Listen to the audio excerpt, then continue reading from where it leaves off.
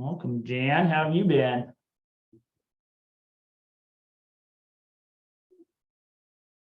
And so with that, do we have any comment or input from the public?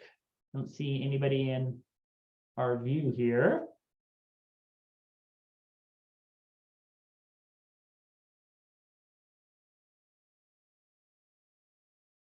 Hearing none, I'm going to assume there's not. And with that, we can move forward and try to make good, efficient use of our time here and see what we can get done and see if we can have a nice April surprise. Review of the minutes.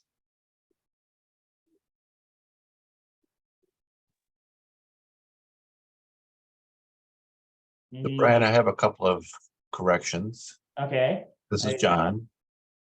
On page 2. A lot in the legislative report has changed, but that's not a correction to the minutes. That's just the way legislation works. But at the top of the page, the third bullet says limits income to tent ratio. That would be fun, but it's income to rent ratio.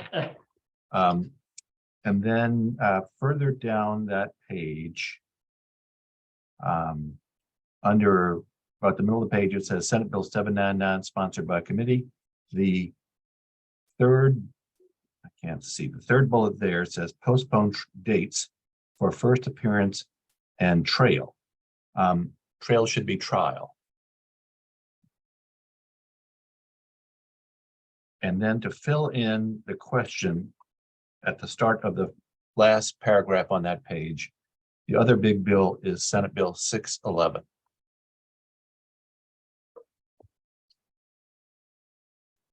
And when we get to that point in the agenda, I can update on all those. Great. So with those changes, I would move adoption. Yep, and the only other one, and I had her change it, is I don't believe you were here last month, Angela. Is that I correct? wasn't. Yeah, Okay. I was going to add that. And so with that, do we have a motion to accept the minutes with the provided corrections? So moved. And second? I second. Heather? I All in second. favor? I see hands up from all members, and so they're accepted. And that, which takes us to John with the legislative update. So yesterday was the deadline for bills to move out of work session of the committee in the first house. The only bills that are left that don't have to meet that deadline are in either a revenue committee in either house or a rules committee in either house. And the rules committee are sort of like a little pocket leadership deal where they control stuff that's still alive. So for example, in the housing world, the Senate Housing Committee, but especially the House Housing Committee yesterday, sent a whole bunch of bills to rules or to revenue to keep them alive, because those substantive committees didn't reach agreement to pass those bills. So a lot of bills died yesterday, a lot. Otherwise, the bills that we're interested in, I think, would include, actually, we can use the minutes from the February meeting to give you an update. So House Bill 3151, which is Representative Marsh's bill, has passed the House. It passed the House by a vote of 35 to 21. Close to party line vote. A couple of Republicans voted for it. And that reflects the fact that one of the two big landlord groups misunderstood the bill. There are two big park landlord groups, MHCO, led by Chuck Carpenter, and OPOA, Oregon Park Owners Alliance. The latter, OPOA, are largely California owners, landlords of parks in Oregon. Their lawyer is a man named Charlie Greff in Portland. they misunderstood the bill. They submitted testimony opposed to the bill in committee, saying that they thought it would prevent landlords from requiring tenants to maintain their homes. That is incorrect. I've testified in writing that that's incorrect. Legislative Council draft person, Robert Margar, who's very experienced in landlord tenant law, testified in committee that that is incorrect. And the lawyer for MHCO testified that he thinks that's incorrect also. So you had one landlord group, the Legislative Council drafted the bill, and me saying, no, that's not what the bill does. What they're concerned about is that the bill does restrict a landlord's ability to require a tenant to pay for improvements when the tenant moves in, when the applicant moves in. Because one of the burned parks in Southern Oregon, of course, that's Representative Marsh's district, one of the burned parks that was being rebuilt was requiring applicants who wanted to move into the rebuilt park with it, bringing in a home to what was an empty space, wanted to make the applicant pay for sidewalks, streetlights, infrastructure, which of course would be tens of thousands of dollars.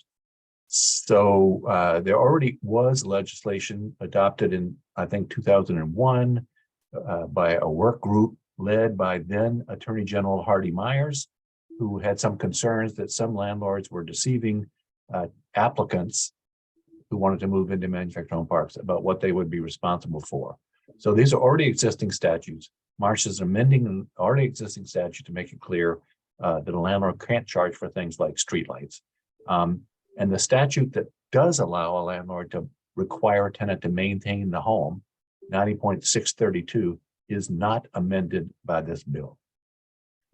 Frustrating. But so that I think that stirred up the Republicans in the House. I think it'll have an easier time in the Senate, but that bill 3151 is also the bill that would extend the sunset on this committee and extend the sunset on the allocation of funding from the facility special assessment to pay for the Senate Bill 568 attorney.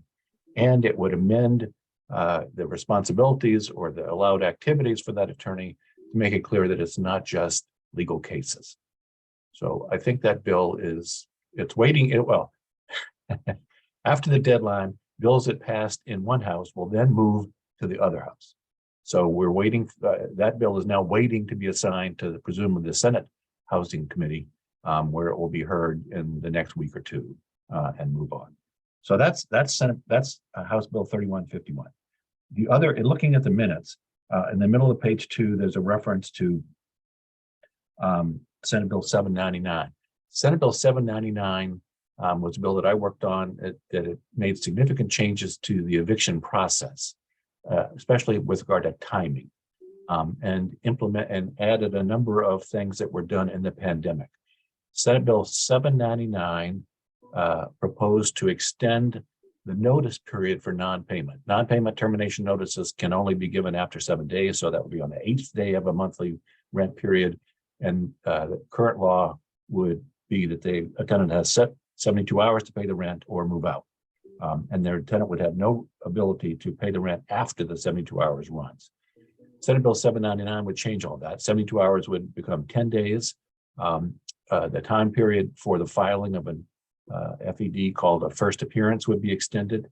Time period between a first appearance and a trial would be extended, and a tenant would be allowed to pay the rent and avoid the judgment for eviction if the tenant tendered the money owed prior to entry of judgment. Those are significant changes. They're aimed at allowing tenants to have the time to find rent assistance and get rent assistance to avoid the eviction. Senate Bill 799, those provisions were merged into House Bill 2001.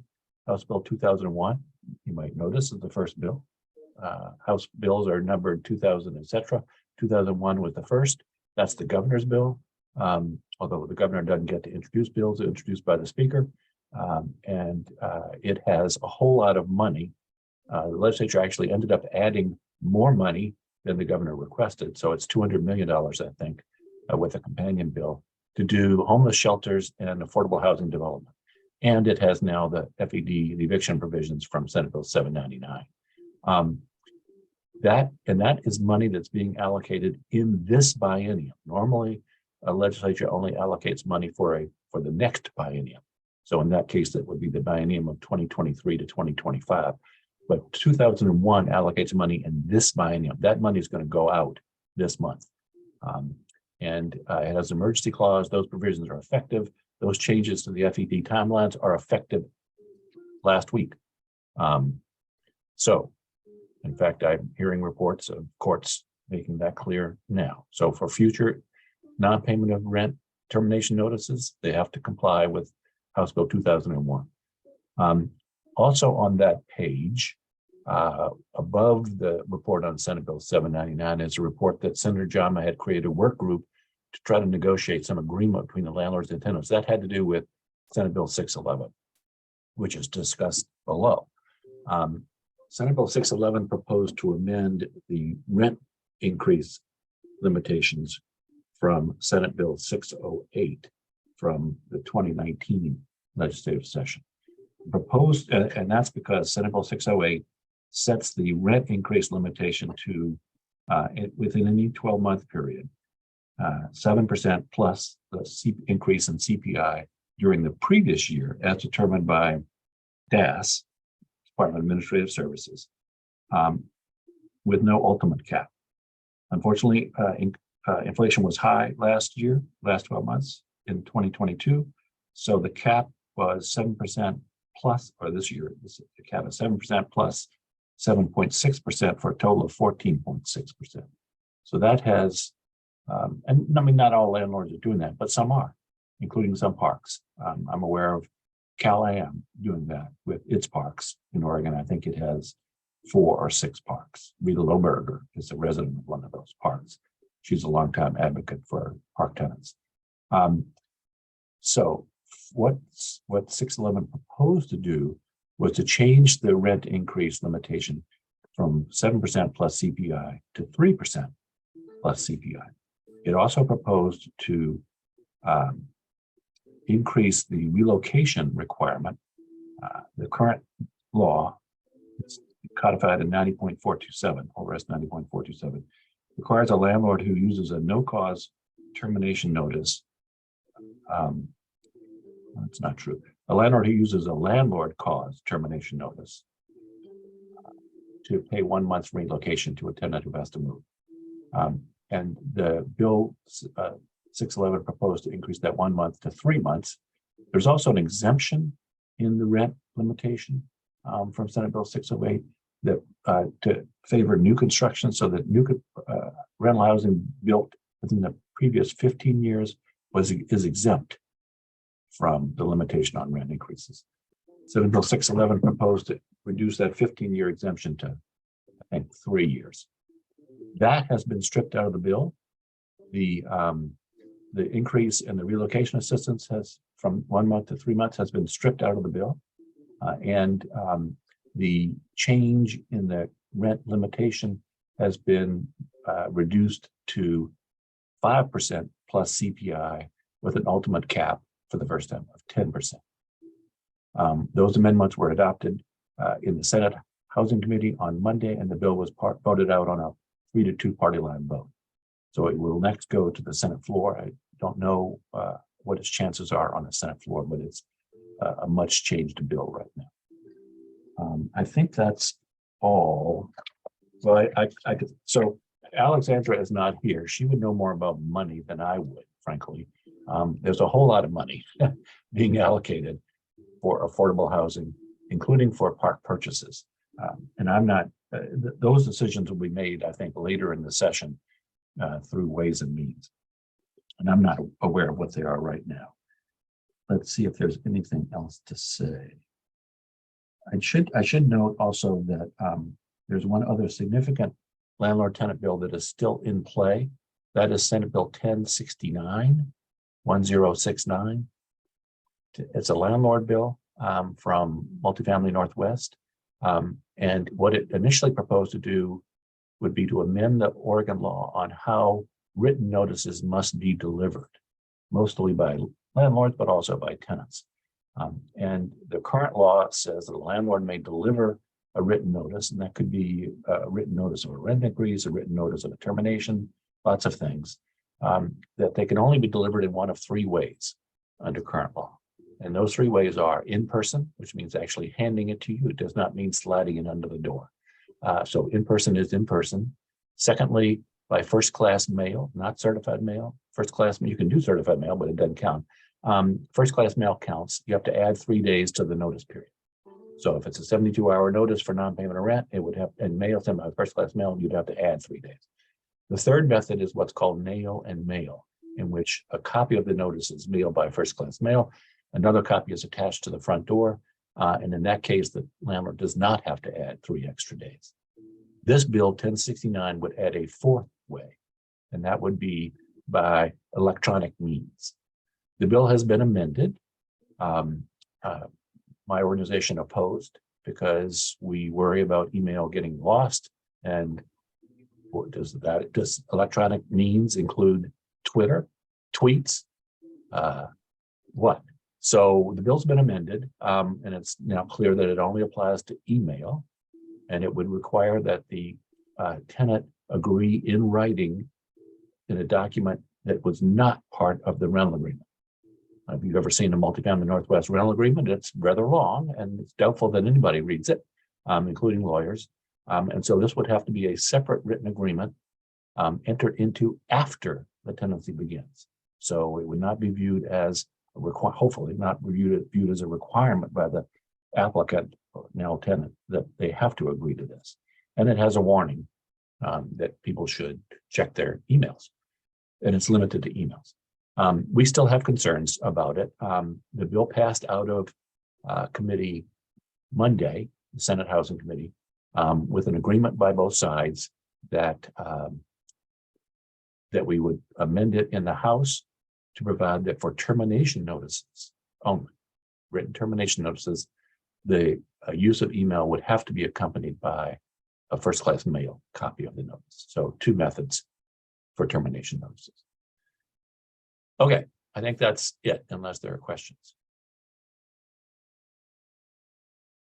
Nope, as always, lots of legislative pieces, and I appreciate all your efforts on that, John, and tracking it, because it's definitely fast and moving and changing. So that, and so with that, any other questions or discussion on legislative pieces? Great, and so that takes us to Rick. And I had asked him to kind of give us an update. And Yeah, well, good morning, everybody. Wanted to update you on the CDRC grants for the new biennium. And we're actually, I'm working with our procurement people right now in the process of renewing them. And it's just, but we're starting now so that we can start the documentation and get all the agreements up and out. Good news on that, everybody that's solidified their insurances doesn't have to do it again because they're still in place. And so the good news on that is we'll be able to get the once these documents are completed and reviewed by DOJ, we'll get those out to everybody to re-sign, and hopefully we will do it in time so that we don't miss any timing as far as when the new biennium starts, so we have the new documentation out. Other than that, I mean, we're just working on it, and probably by the next meeting, should be able to give you an update on where we are on that. If not, you'll probably already have the documents to look at and review.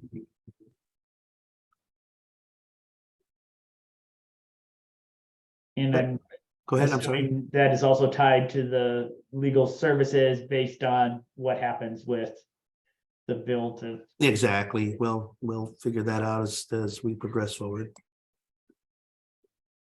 Okay. And that when you're talking the grants, you're talking what I refer to as those base service grants, not the one time. Yeah, the one time was with the one time. That's No, done. That was done and over. Yeah, and so we'll just that's just the ones that we put out every biennium. Great. And that will take us on to the CDRC updates. I had asked Ken, which is why Stephen is also here, and that to talk about how the data collection is and how good a story we can tell from it, and those pieces, being that we're over 6 months of using the Qualtrics and that. The other update along that I will share, they had actually not renewed their grant, but what was called Neighbor to Neighbor Community CDRC, which serviced Coos County and Douglas County, which was a freestanding nonprofit, has closed their doors because of funding. So they are another one of those low base grants and other pieces that are trying to get adjusted. But last meeting, we had a guest from that group, and just wanted to update that they had sent out an email advising that they'll keep their books open to the end of the fiscal year, but they'll not be renewing in Lane County, the CDRC there, which is Center for Dialogue and Resolution, is going to pick up a lot of their services, is what I currently understand and pieces. So That's common ground, right? Common Ground is the one that closed. Okay, right, and they're gonna be absorbed by Lane, basically. Yeah, they're not being absorbed. They're just ceasing, and Lane CDRC, which is what it shows up on a lot of forms, which is the Center for Dialogue and Resolution, is going to provide at least some services in those areas. Mhm. That. And so with that, Ken, and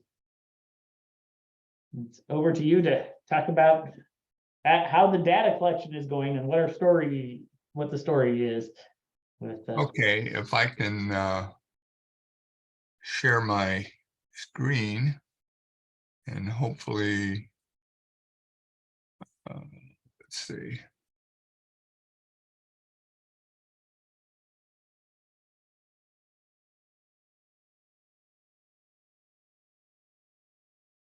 So are you being able to view that?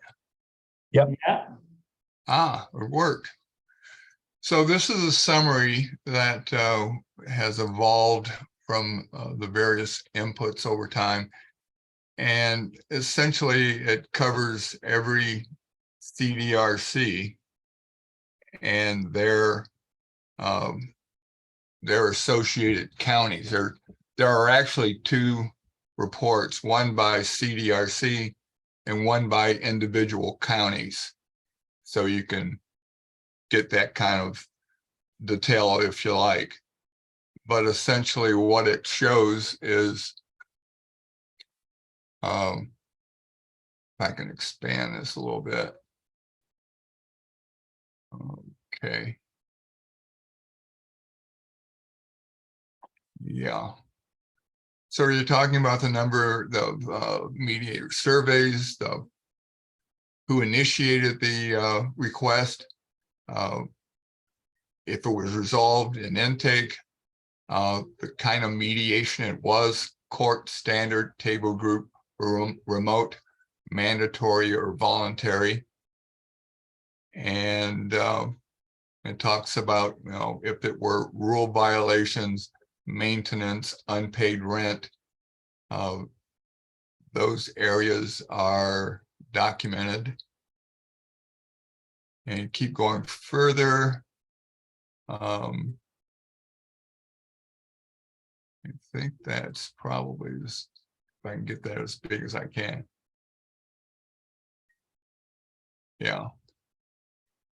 So, and it tells you a lot in terms of, who's participating and whether it's neighborhood issues, what those issues are. It elaborates on all of those. And And it will ask, if a party, if mediation services were declined, who declined, if the mediation was set within 30 days as required, and whether or not it was resolved, what that resolution, whether it was complete agreement, partial, mediation did not take place, or no agreement. And those were the criterias. And in summary, if I can get this thing to cooperate with me.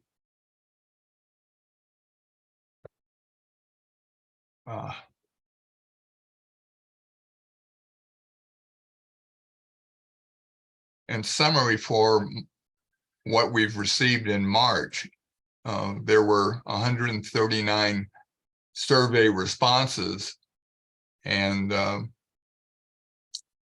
63% of the initiating parties were tenants, the others were managers. You can see the percentage and the corresponding numbers of events in each one of those categories, and what percentage were table, group, standard court, mandatory, and voluntary. So we go through that whole summation of the individual CDRCs to come up with these numbers, the summary on the bottom. So you can tell pretty easily whether or not things are successful, how much we're doing. But one thing I want to make clear, one of the issues that we discovered, we were not specifically covering exactly how many mandatory mediations were declined of all the mediations. And we covered it in a little note here. Later on, we may incorporate it in this, but we pulled that out just to make sure, because overall, the number of mediations that were denied was 16%. That's all of the mediations. In terms of mandatory, there were 11 responses, and actually it turns out of those 11 responses, that represents about 8% of the rejection rate for mandatory mediations. So you have a feel there of what was acceptable and what was where people refused to participate. So you've got summary numbers in terms of the kinds of mediations that people are seeking and using. And I think you've got a pretty good gauge. One of the things that I'm thinking of, but it's kind of buried in there, but it's not necessarily viewed, but the people that are served, oftentimes a mediation will be a group mediation, and you can have evaluations from a number of different people. And we want to begin to adopt that in a later version. But you can see, who's initiating, what, if anything, is resolved in intake. So you've got people in your shops that are doing a good job of resolving things before they even go to mediation. I think that's a good number to be able to look at. You're seeing that 27% are voluntary, so people are still using that. And you see what are the issues, what are the primary issues. One of the big ones is unpaid rent. Then there are rule violations. Those kinds of things jump out, and you can see that. And they tell you who declined, basically, whether it was a property manager, tenant, landlord, or other. You're showing that 76% of them are scheduled within 30 days. And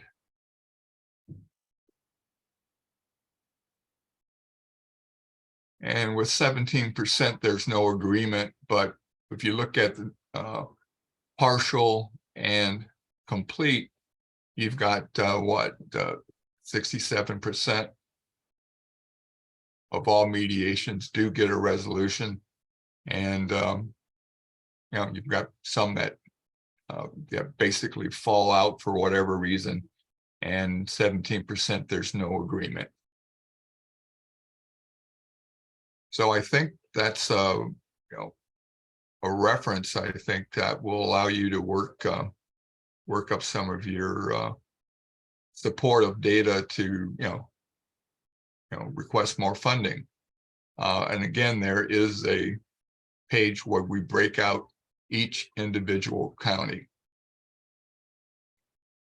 So you have that depth for those that have multiple counties within their bailiwick.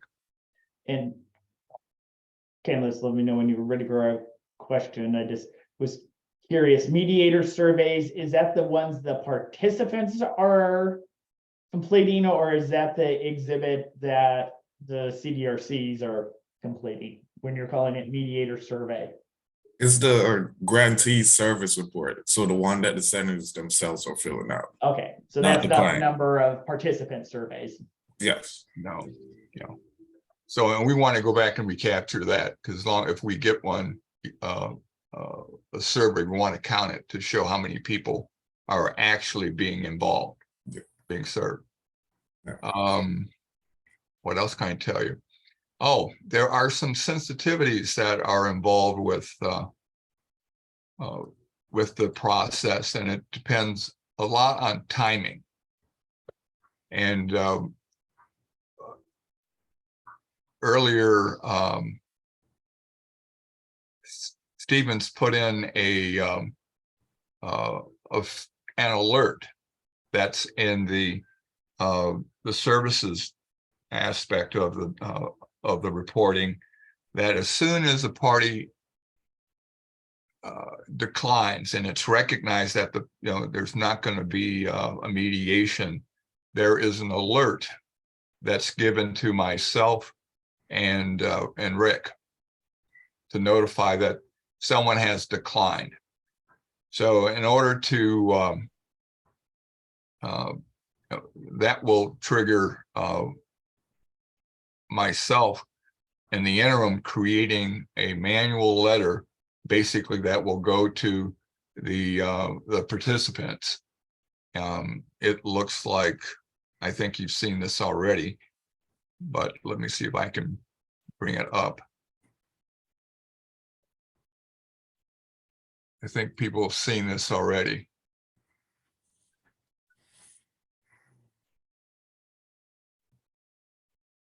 And it identifies the CDRC, the initiator, respondents, and any parties that are involved. That's in case there is no, someone basically declines to participate. They can go to court, and this backs them up that, there was a mediation that was denied, and they've got that as a record if they should care to pursue that. In the future, there's going to be another link that will take you directly to this page.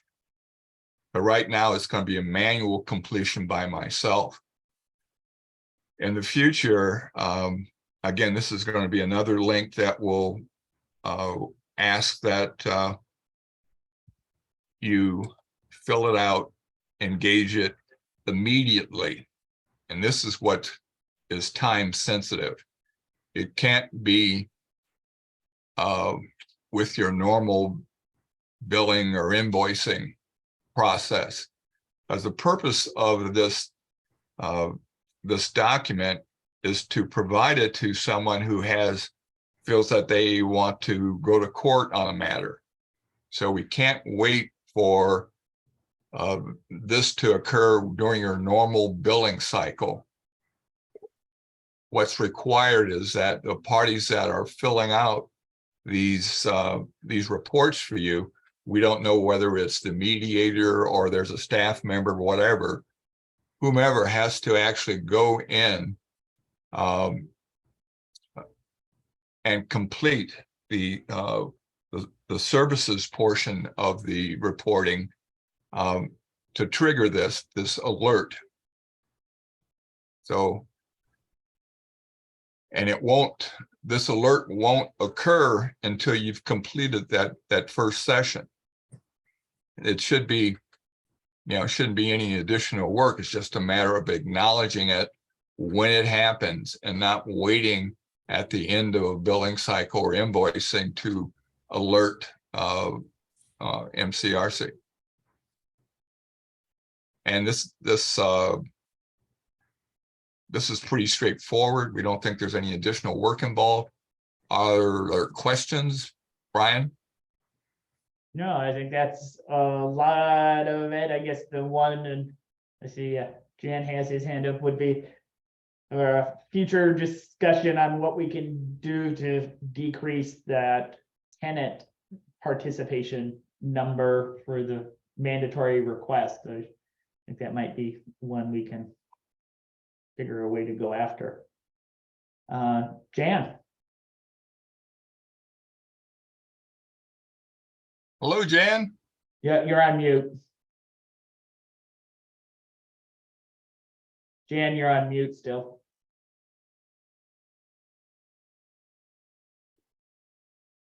But we did want to make that clear.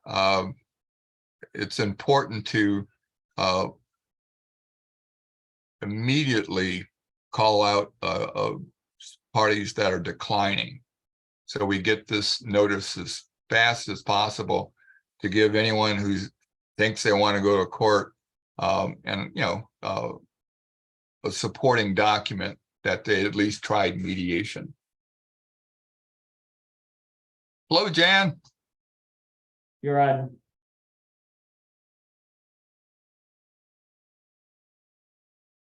You're still on mute.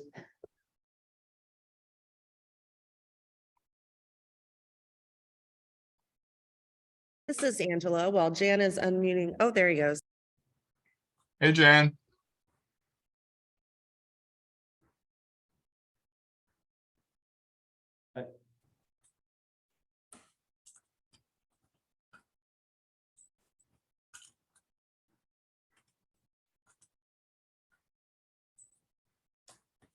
I'm still not hearing you.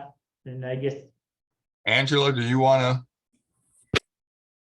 Yeah, thank you. I just wanted to say this is tremendous work. As someone who drove and were in the coalition meetings month after month to fight for mandatory mediation, just the ability to come to the table and work things out, and all the great CDRCs that contribute to this. This is just incredible data that shows to me that it works. So thank you for compiling this. Thank you for the categories.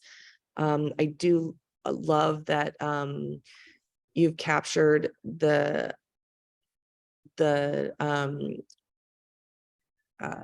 ones that were mandatory, but did not, where the mediation did not take place because it was declined.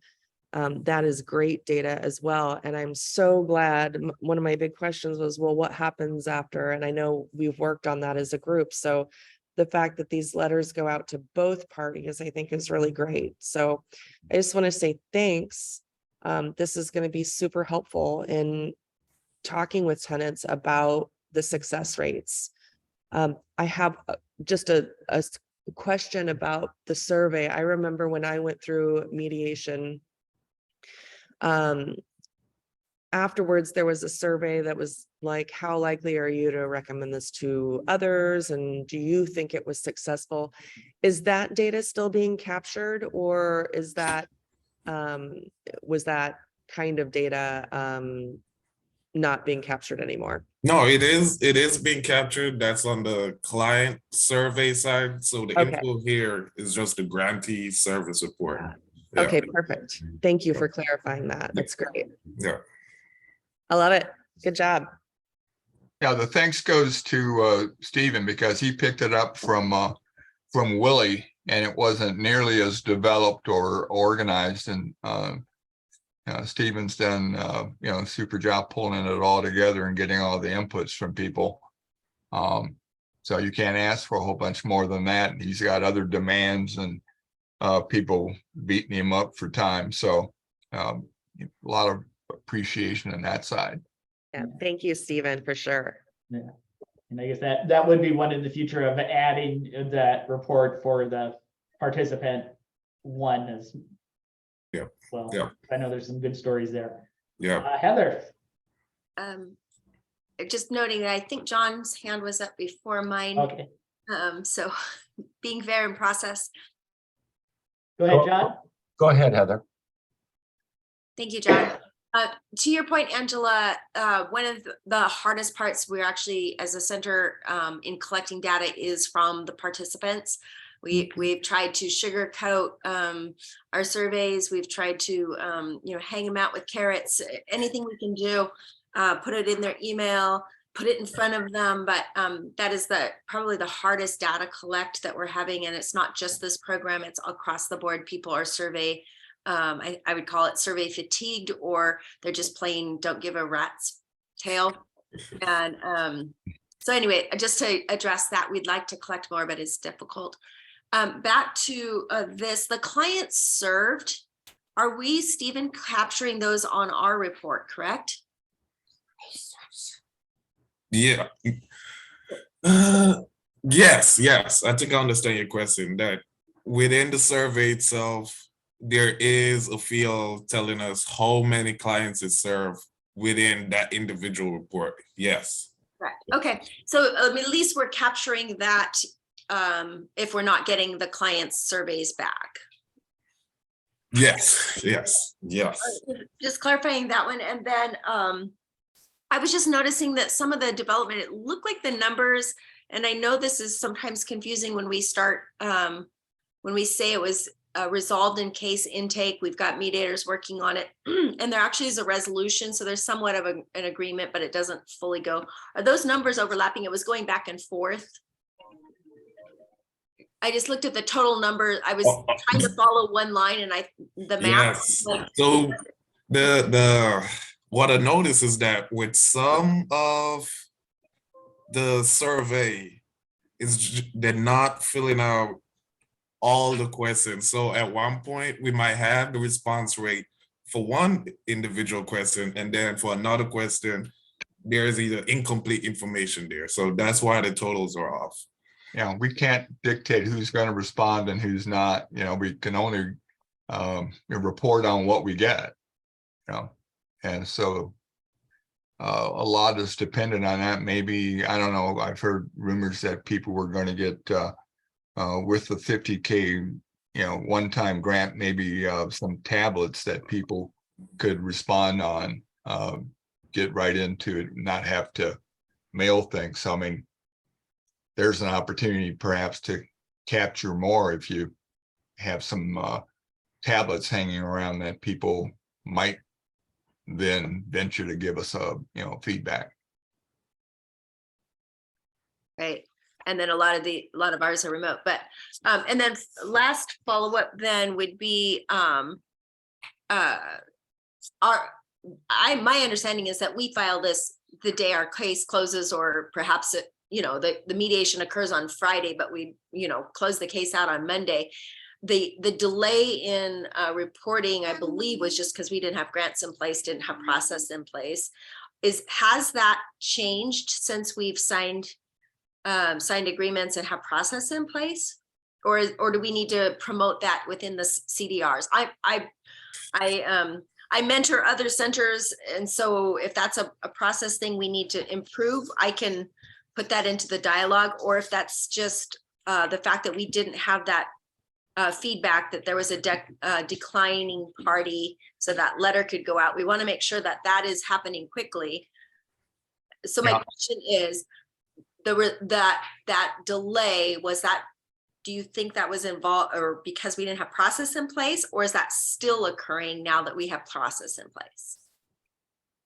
I don't know that we have any solid data to suggest one way or the other in such a short span of time, but you do have to press home or sell the idea that as soon as there is a rejection to participate, You want to go in to Qualtrics, the same login that you use currently on that service side, and denote it right there. It will ask you, one of the questions is, have you failed to participate? And that's when we'll get the notice. Otherwise, waiting until you get into your normal, billing cycles or invoicing cycles, that doesn't serve us well. So they, just in this one instance, and we don't see that many of them occurring, you need to make an exception, because if it's, a month later, you've kind of, impeded someone's potential right to take a swing at the courts. But our grants now specify that we have to do that right away, or that's part of what's That's in. part of what's required, part of the participation in the program. So, okay, so you should start to see those coming in within 72 hours at the latest, if there was a Yeah. holiday and Yeah. something. Yeah, okay. All right, that's all I have. Thank you. John? Thank you. One question, I think, for Stephen, and one comment. So Stephen, am I correct to assume that given the totals for mandatory and voluntary, that there roughly were 75 cases through March? Overall, since the beginning all of the info here is since the beginning of data collection through Qualtrics. And for that specific column, that is only the response rate for who answered. Is it mandatory or voluntary? It's not a reflection of the overall surveys that we have. It's just for who responded to, is it mandatory or voluntary? And in total, it was 75. 20 of them indicated it was voluntary, 55 mandatory. And Do we have a total of cases? This would be July of 21 through, it's almost 2-year period. Flew the best. actually, it was July of 22 that it started. Yeah. So it's 22, not a okay, 2-year that's This is not a 2-year data. All right, so. okay. About 9 That's months. wrong. Yeah, looking at that time, that was where the typos I see. But we Okay, did that's- throw our data in so we threw everything in as soon as we had the Qualtrics up and running Oh, okay. of all the cases. So we did. Some Some of people those- did, some people didn't, that's, Okay. I think one of the hard ones is if we want to separate out the court one, being that 58 number is just us and our, I think we're the only center that does that court connected piece, but that's a lot of cases compared to. But so again, is there a total number of cases from July 22 to now? All, Theoretically, say we this- at 139. yeah, that 139 is just the total amount of completed surveys that we have. I have no idea if it's the total amount of cases that actually happened. This is just what the information that we get from the centers. Partly I was asking because the number of issues disputed, again, I assume now that's only by people who reported it. So we don't know what the absolute number is, but it looks like in some of these cases there's more than one issue involved. oh, Yes. absolutely. Yes. All right, and then my other observation, again, not a question so much, is that I'm surprised that unpaid rent is a quarter of the issues disputed when mandatory mediation is not allowed for unpaid rent. I think that's because of our court connected piece that's in there, because that's what the majority of our court connected cases are. Okay, interesting. Thanks. And John, to speak to that, it's also those individuals that have maintenance issues, and the landlord will not receive or will not take their check until the maintenance is, and so it gets called or thrown into. that's good. Okay, that's helpful, Heather. Thanks. This is Awesome. And thank you all for that. And Heather and I will definitely work on that CDRC side and making sure we're getting those numbers. But yeah, appreciate being able to tell a story. And I saw Judy mention she will send this out with the minutes and other ones, so everyone will have it. Okay, I will stop my share then and get off.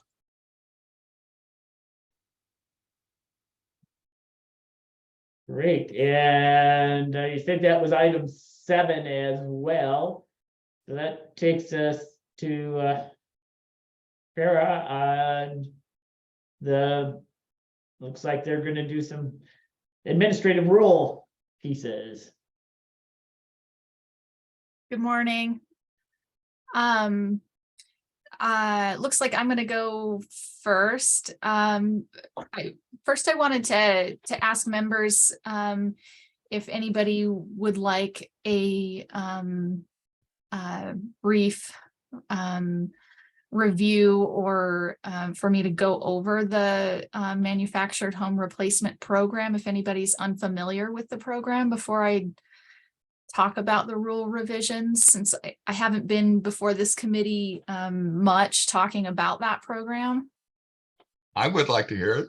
Yeah, and I Okay. think it'd also be helpful for folks to understand the difference between the statute and the administrative rule side. Okay. So this division of rules is specific to the manufactured dwelling replacement program, which is a loan and grant program. So we have a forgivable 10-year loan and a decommissioning and disposal grant that are combined for this program. And it's a program that is intended to help low and moderate income manufactured home owners in replacing their older energy inefficient manufactured homes with a new energy efficient manufactured home. And it's available to manufactured homeowners both in parks and on private land. And so these are the administrative rules that allow us to administer those loans and grants.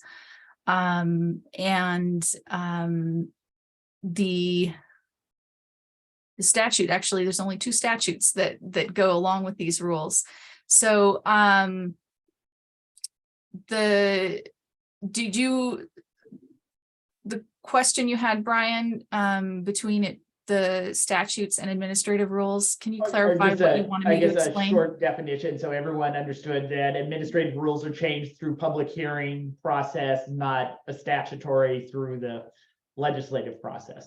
Yes, that's actually better explanation of it than I could give, what you just said. The process, the place in the process I'm at right now with the administrative rules is we have administrative rules for this program already in place. And what we are needing to do with the administrative rules for this program is just add some small corrections, some grammatical corrections to a couple of them, and then make a couple of additions to clarify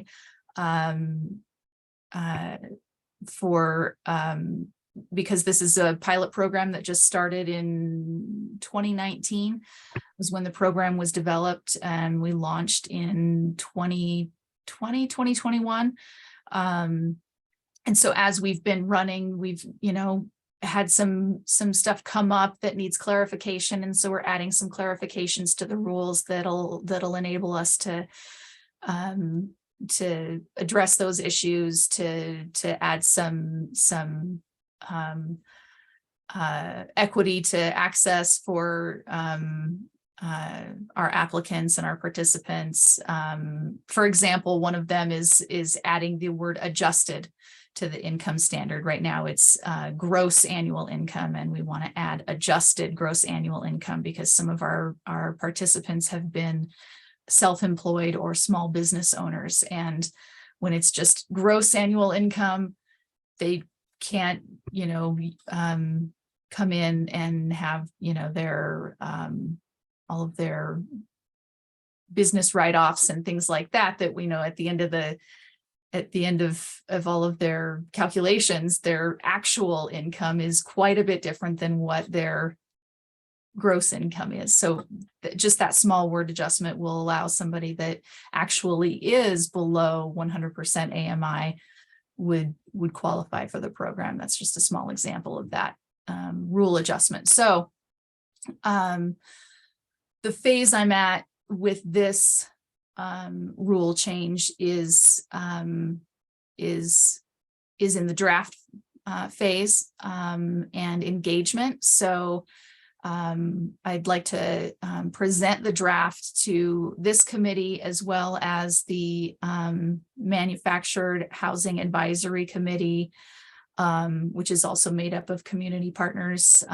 like you individuals, to take a look at the rules and give us some feedback. Do these changes make sense? Does the wording make sense? Do you have questions? Any kind of feedback is welcome. Questions are welcome. And then we redraft, we draft again, and then there's that's all before we file it, and it gets sent to the Secretary of State, and then there's I think it's a 45-day public comment period before the administrative rules go into effect, where it gets posted on the Secretary of State website. And then there's I think it's a 30-day legislative comment period before they are official.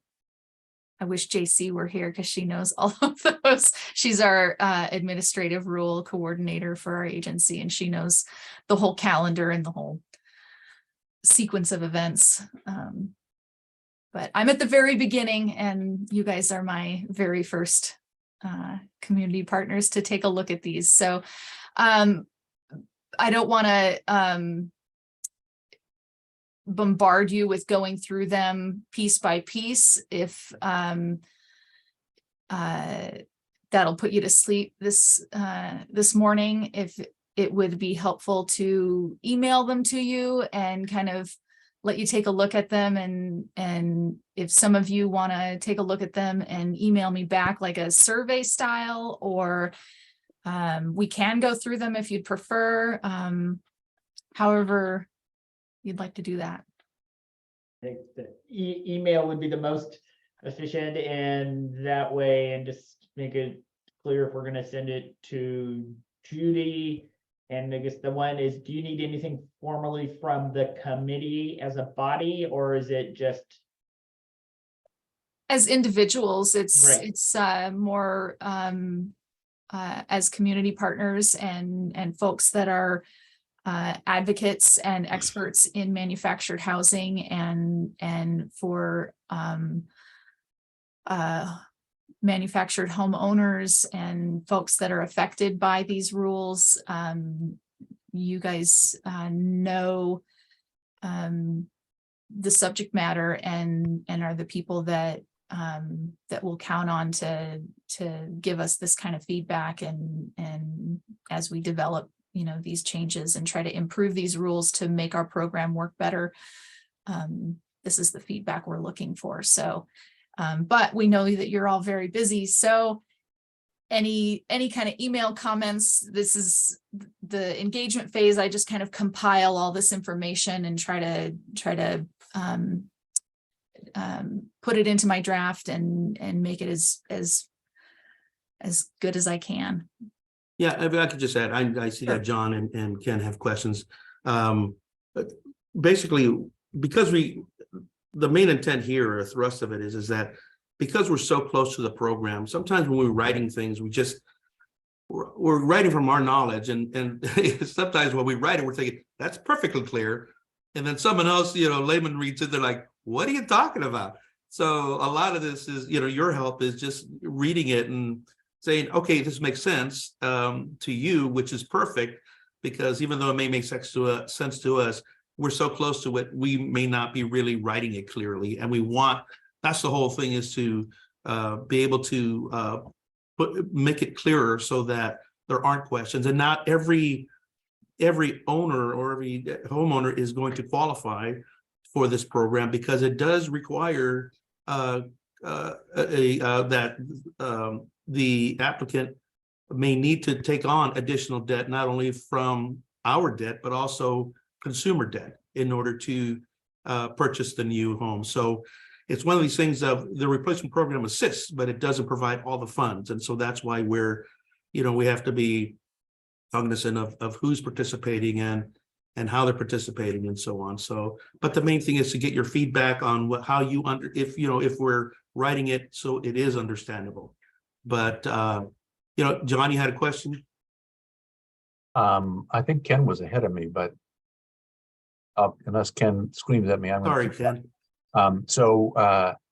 Not a question, but a couple of comments. One, this program that Kari is describing, it was originated by Representative Pam Marsh from Ashland. And she's also, as I mentioned earlier, the sponsor of House Bill 3151 that will extend our existence. And her primary advisor on the bill that created this program is a man named Bill Van Vliet. And Bill Van Vliet is the executive director of NOAA, the Network for Oregon Affordable Housing, a nonprofit charitable bank. An odd concept, but there it is. It is the primary private lender on affordable housing projects in the state of Oregon. Van Vliet has become an expert on manufactured home parks. He cares about these. NOAA has been helping a number of resident groups and nonprofits purchase parks around the state, which is great. I'm on NOAA's board and have been for 30 some years.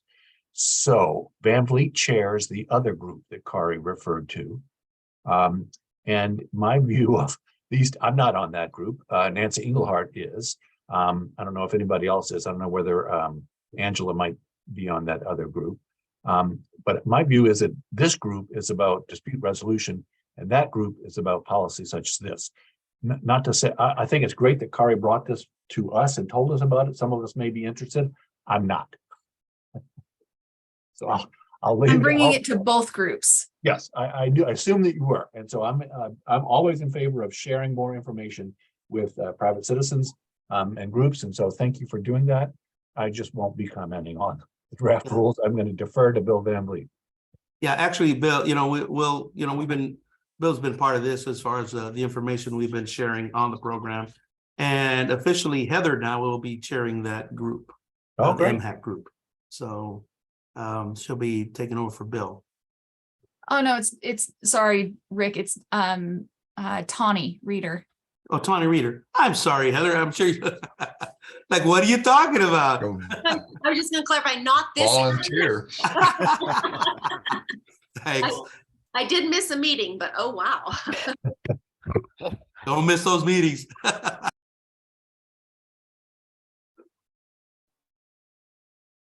Ken?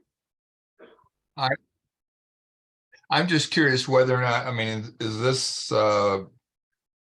replacement program of some fashion available now, and is there money for it, or is this just a future kind of a program? Now I'm Nancy has a frozen. hand up. She may be able to. Yeah, they've Oh, given well. out, they've given out a bunch of grants and Sweet. and loans for them. It's all, I'd have to pull up the data from the meetings from before, but they have a number of homes that they've already placed, and they have a number of homes that they have loans for and approved in the different categories. And they've pretty much exceeded their budget for this year, and they are waiting for more funding. But yes, it's active, and they've replaced homes, and there's some in the pipes. Yeah, there's for the 2021 to 2023 budget cycle, we've funded 52 homes replacement projects. And we're fully expended for that budget cycle. And we're expected to be refunded for the 2023 to 2025 budget cycle. And hopefully we can do the same again. And 52 sounds fairly small, but it wasn't a huge budget for a pilot program. And we're pretty proud of having 52 homeowners with new energy efficient homes, and 35 of those were wildfire survivors from the 2020 Labor Day fires. No, I just want to know, whether or not to mention it in, daily activity. And essentially you're saying there's funds are exhausted until Till July. June. Yeah, we're July, not, whatever. yeah, Okay. applications are suspended for the next few months. Okay. But I want to add to that we're also cautious about letting people know about it because of the pipeline that Nancy had mentioned. We also expect to be fully allocated within 6 to 8 months of receiving the new funds. Because we're not getting as, if we get what we're already assuming what we'll get, hopefully, it still has to go through everything. It'll be half the amount of what we received last time. So we expect to go through these fairly quickly. And again, 52 don't sound like a lot, but for the person that got replaced, it's plenty. So it's been successful and we're excited about it. Unfortunately, we're not getting the financial attention we were hoping for, but we'll do the best we can with what we get.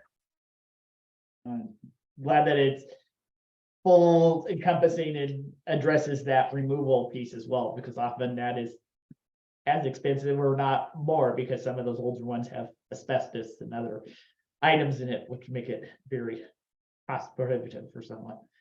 Indeed. Maybe what I'll do is extend maybe through Judy an email to members and get some feedback on anybody who's interested in giving feedback on these, and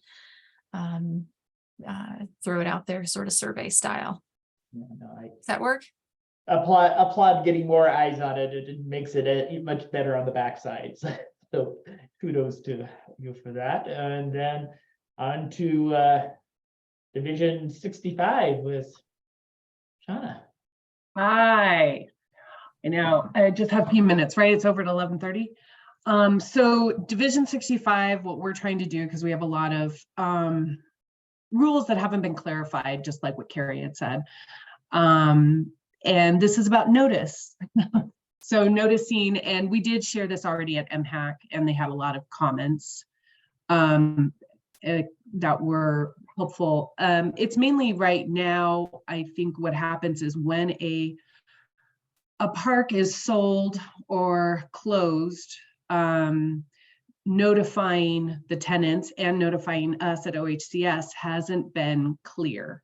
And I think this is what we're trying to do. I just got the comments back from the DOJ, which were pretty extensive. And so I'm not sure how to, like, we've talked about, like, do we share those? So this is just mainly, Nancy had some good ideas when we shared it at MHAC, but the idea of what small things can we change in rules that doesn't have to go to statute, to just really, not to be all against the owners, but to hold them accountable for when things like this have happened, so that the tenants can, if they want to, create a tenants committee, if the place is being sold. So I don't know if anybody has any real feelings. It was forwarded to you. If you do have any comments, you can send them to me. What's required in changing the rule revision is that we get public comments and we submit that to, I guess, JC, and let them know. Right now, nobody has really said anything negatively about this. And then we also have a public comment meeting that's put in these announcements, and I guess people show up if they're interested in it, but that will be later on after we have these people's comments. So I don't know if anybody got to read it ahead of time. It really doesn't change anything huge. Oh, yeah, we can't share this. So I'm just working with DOJ separately, but I don't know if anybody has any comments about these notices and notifications. So I'll comment that I negotiated and wrote the statute that creates the notice requirement. And I know there have been some concerns by some park residents that the landlords are not notifying HCS or the resident. So it's a double notice requirement. The owner is supposed to notify each resident and also notify HCS. And then HCS, the concept was that HCS then could tell, for example, CASA, and CASA could go out and contact that park and walk the park and try to organize the tenants if they're interested in trying to compete. It's not a right of first refusal, it's an opportunity to compete.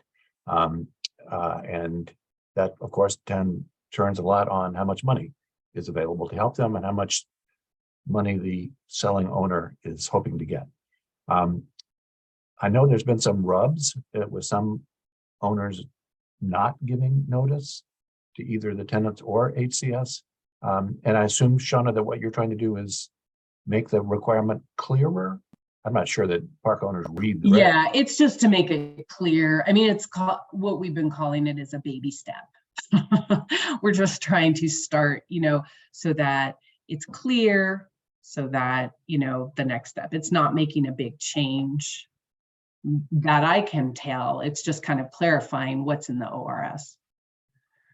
I think the best thing that could be done to make landlords do a better job of that is to get, for one of them to get sued and lose. So, and that's not your job. I'm not allowed to even say I can that. So this is just to clarify, that notices, and, I've turned to Ken and Judy, who are answering the phone of like, what have they been hearing? And I'm getting phone calls now too, helping that to hear, what people say. I know Nancy had said that, I think it was the woman who does the Central Oregon mediation, that, parks are sold and then the park owner has a lawyer and then nothing ever happens, and the tenants don't know their rights. So we're hoping this is the first step. And holding landlords accountable to just notify.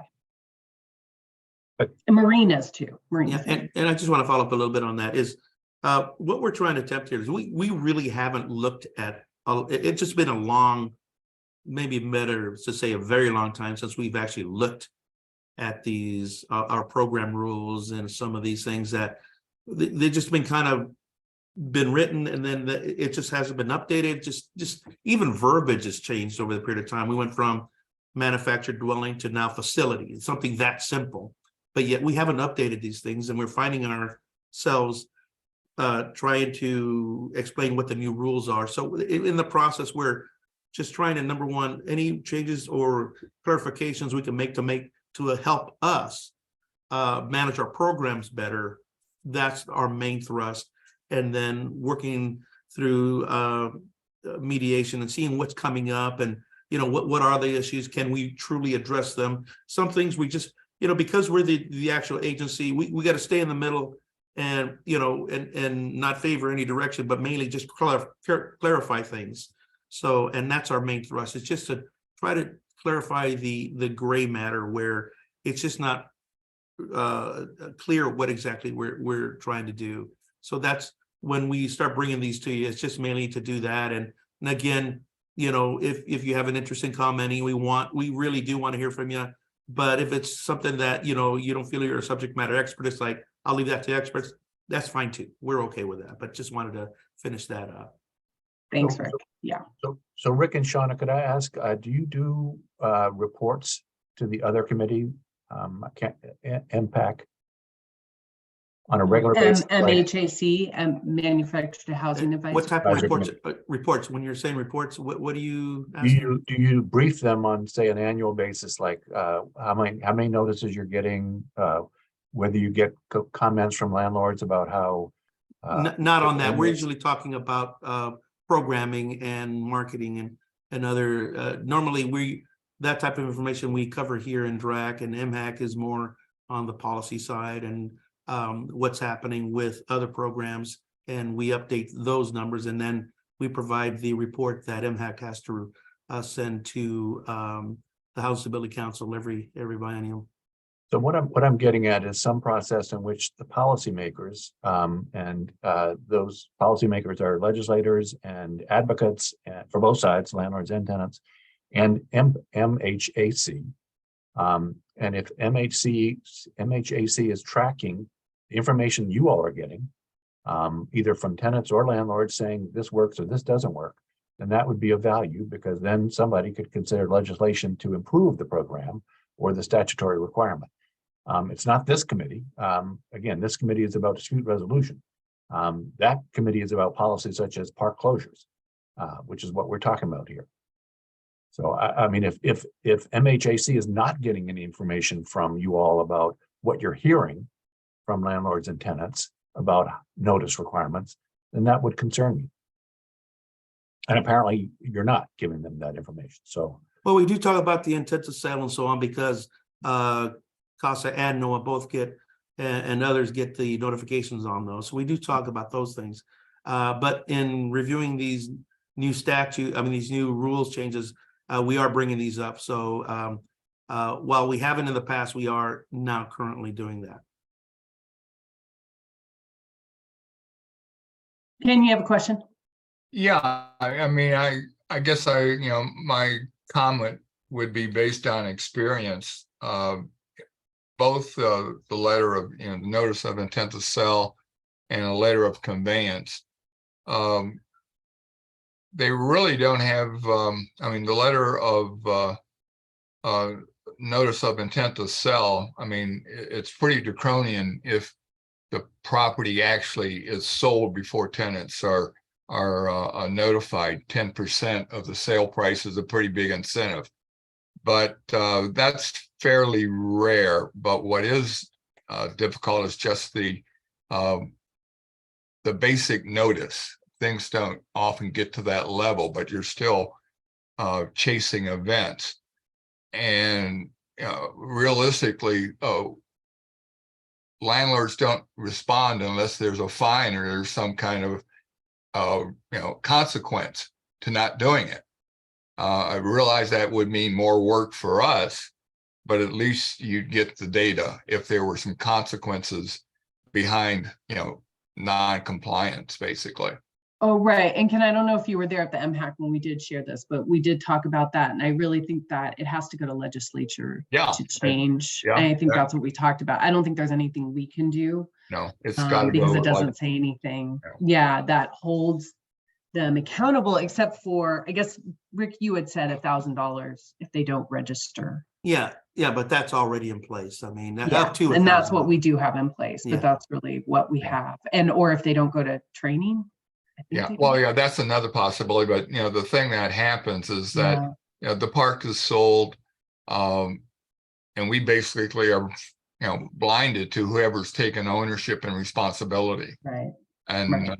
tenants aren't in much better position always No. either. Right. So that's the hard, ugly fact of the thing, is that unless there's some sort of serious consequence.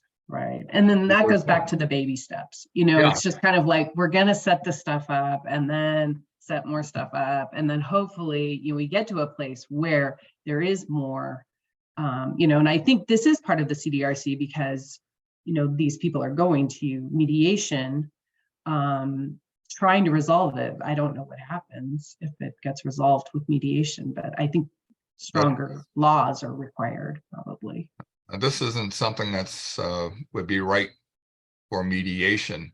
Landlord has the right to sell the property. Yeah, right. That's true. Yeah. So there isn't. So I mean that's that's the I guess it would be position. more if they sold it and didn't tell, but I guess at that point, If they we don't sold and need didn't tell, mediation. then they've got the 10% issue. Yeah. Sales price, but the other is just more of the a reminder, because a lot can happen between the time things are sold, and sometimes ignorance doesn't help anybody. Yeah. so facility sales and closures are not subject to mandatory mediation. So it Right. can continue. Yes. And we completely understand that where we're getting it is down the pipeline when maybe there was a notice, maybe there wasn't. The people don't understand that there was change. The new owner comes in and says, well, that was the old owner's way of doing things. We have a new way of doing it. So that we've got frustrated people that are saying this is about, you know, I've always had this, I just remember when I just did, or I've always had this particular pickup. His canopy for his pickup is placed in a certain storage area and the new owner comes in and says that's garbage and can't be there. And so it creates a mediatable discussion, but the cause of this is that a new owner came in, takes a resident that's been there 20 some years and interprets rules or changes differently. And they're gone beyond it sold last year, or it sold, you know, 8 months ago. And there's, I mean, other than Yeah, us, no, yeah, those things lead to mediationable events. Right. Just because of that. And, you know, again, the only way you really, you know, get results is if it hurts somebody and they got to pay a fine. they're definitely strong armed and we're kind of, we can help mediate, but seeing. Yeah. No, and that's Thank got to you. be through legislation. Yeah, and I'm thanking you for being upstream of that, to look at how we get tenants notified better, or people notified so that they will know changes are coming or understand. That's really good perspective, though. Thanks for sharing that, because I was wondering. Yeah. Nancy, you have something? Yeah, it all goes back to the, you know, educating the homeowners as to what their rights and responsibilities are. And until you do that, you know, you make the park owner's not gonna understand. He's not gonna do it. He wants to do what he wants to do, but you have to educate the homeowners what their rights and responsibilities are. Yeah, and I don't want to get too much into the weeds, but then what No. happens is when the corporation owns it, you know, they go in and buy, and then the tenant's like, I don't even know who I'm Right? supposed to talk to anymore. There's the property manager and then the person on site and then the owner. And I think, you know, this is when I say baby steps, because I feel like there is just so much involved. And I think, Nancy, you're such a good understanding because you live in a part, you know, you have good perspective. Yeah, I but it's appreciate it. all education of the homeowners. Let me just note that education is after House Bill 3151 passes, hopefully. Education will be something that Samantha Sheehan will be very happy to do, to meet with park residents and explain to them what their rights are. So you need to keep Samantha's email address handy. And with that, is it the subject of what these notices have to be? Is that something that is within the administrative rule, or is that statutory? Because I guess that might, just from this discussion, hearing that we could potentially support the one to say, oh, this information needs to be included in the notices the new owner sends out, such as, you know, your rules are still in place that you originally signed, and here's the contact information and type items, in trying to, again, address some of the common disputes that we hear about and get referrals. We'd be happy to, if that's an area that's covered within the rules, but some of them are statutory and some of them are in Well, format. that was that, what was it, John, the 1069 bill where they introduced a fourth way of doing notices? So now you can do it with email. I was looking that up. It hasn't passed yet, and it's not, Hasn't passed it's gonna get amended. It's likely to pass the Senate. It passed out of the Senate committee on Monday. Mhm. But the Senate is moving very slowly to consider bills. And it's going to get amended on the House side. So don't view what you can find online now as the final product. It will change somewhat significantly between now and hopefully adoption. Right. I'm working on amendments this week. But going back to your question, Brian, I think that you were talking about the new owner and notice. I don't think we go into the detail of what, you know, who, it's mostly just notices between owner and tenant.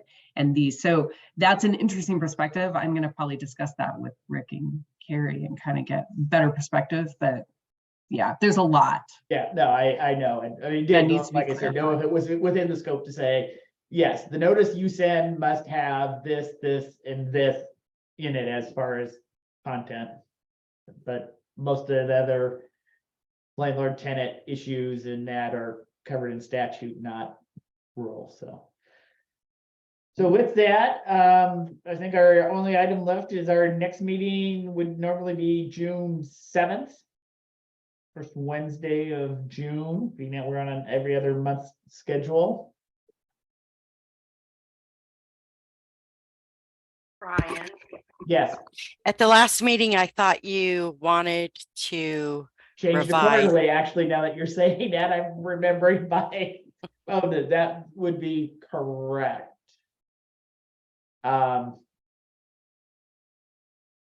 And as long as we're aligning with the quarters, which I think we would be at this point if we went 3 months out instead, correct? To standard quarters. okay, Because I think that was the reason we had it as to be determined, to make sure we land on a cycle that aligns with everybody else on there. I think Quarterly. John's got a question. Yes, John, your arm is raised. Oh, I'm sorry. I'm looking at my, that's holding my. he's looking at the calendar. So I just want somebody to tell me what the date is and then I'll put it on that calendar.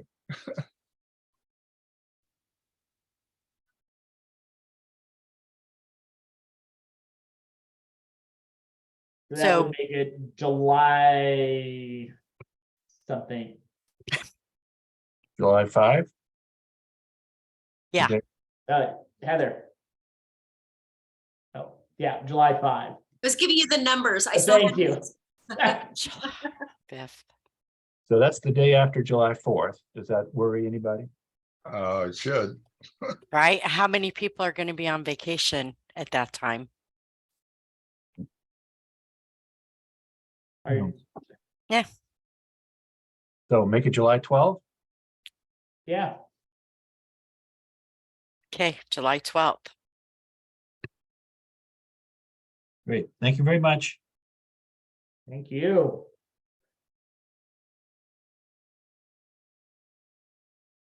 Okay, and have a great